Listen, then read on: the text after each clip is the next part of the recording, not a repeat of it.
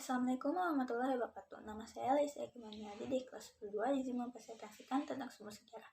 Sebelumnya, sumber sejarah merupakan sebuah cabang ilmu pengetahuan yang mempelajari tentang manusia dan kejadian yang terjadi di masa lalu.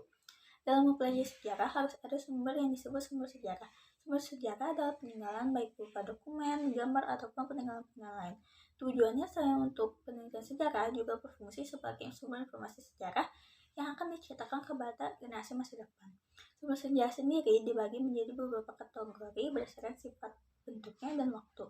Yang pertama, sumber sejarah berdasarkan sifat sumbernya. Yang pertama ada sumber primer, adalah sumber-sumber sejarah yang diceritakan ataupun ditulis oleh orang yang mendengar, menyaksikan, atau bahkan mengalami langsung peristiwa sejarah tersebut.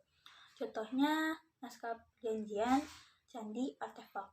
Yang kedua, sumber sekunder, adalah sumber yang mendengar dari pihak lain mengenai kejadian sejarah tersebut atau meneliti sumber-sumber primer sehingga dapat menarik kesimpulan tertentu mengenai suatu peristiwa sejarah.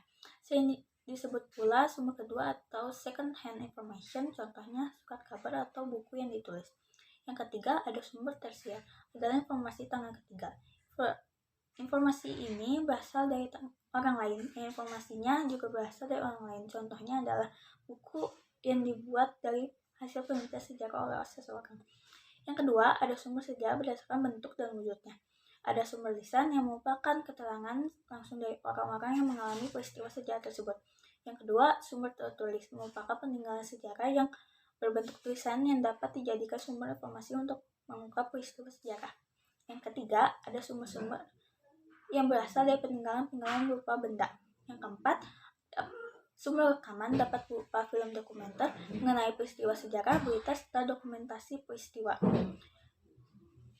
Lalu yang terakhir ada sumber sejarah berdasarkan waktu dan asal sumber. Yang pertama ada sumber sejarah sezaman dan setempat.